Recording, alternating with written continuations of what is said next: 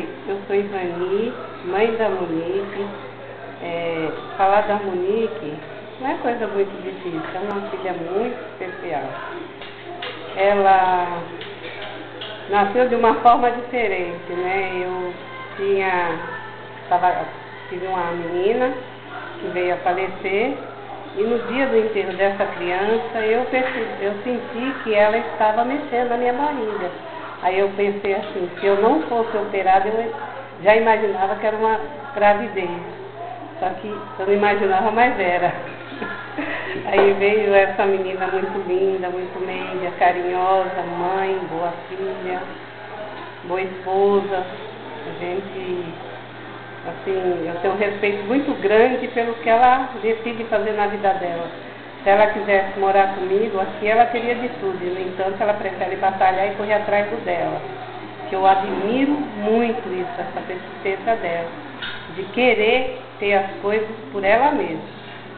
Sabe? Não importa o que eu tenho, ela quer ter o dela. Isso é muito importante. E a pessoa, né, correr atrás dos sonhos dela, né? Eu acredito que ela é capaz.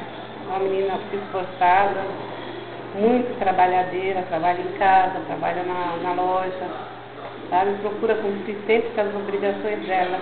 Uma das qualidades que Monique tem, que eu gosto muito, ela é muito honesta, muito verdadeira.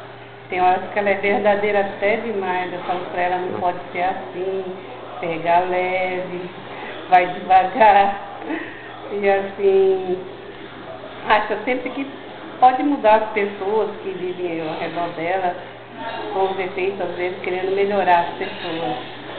Uma pessoa que me deu um filho lindo, que é o maior presente que eu tive até hoje na minha vida, foi o Marcelinho.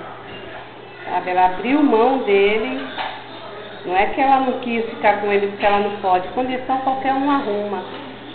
Ela não ficou pelo amor que ela tem a mim e ao pai dela. Monique, te amo. Um beijo, viu?